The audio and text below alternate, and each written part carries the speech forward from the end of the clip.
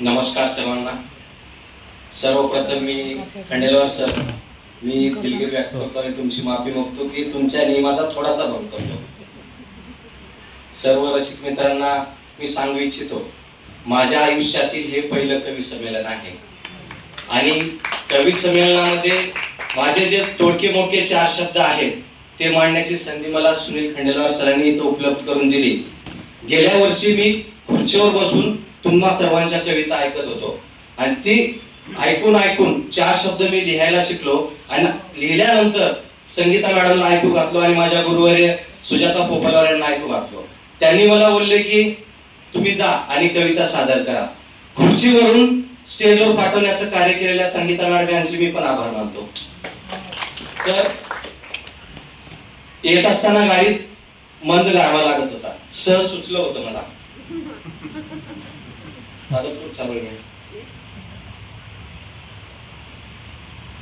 मंद सुटलेल्या गारव्याला मी विचारलं, मंद सुटलेल्या गारव्याला मी विचारलं, आमच्या दोघातील दुवा होशील का? मंद सुटलेल्या गारव्याला मी विचारलं, आमच्या दोघातील दुवा होशील का? ती खूप दूर गेली रे, ती खूप दूर गेली रे, माझ्या वतीने अलगद असा स्पर्श करून येशील का?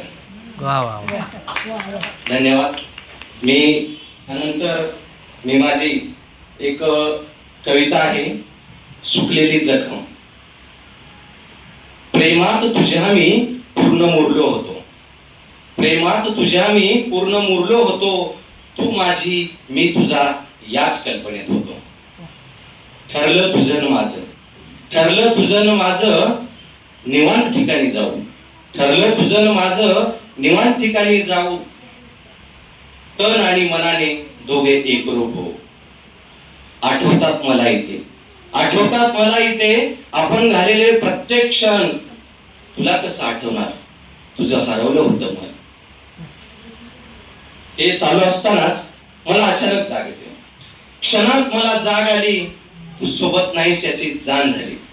क्षणात मला जाग आली, तू सोबत नाहीस याची जाणीव झाली. सुकलेली जखम पुन्हा ओली झाली. तू आणि मी घालवलेल्या प्रत्येक क्षणांची आठवण आली. तू आणि मी घालवलेल्या प्रत्येक क्षणांची आठवण आली. धन्यवाद. वा वा वा.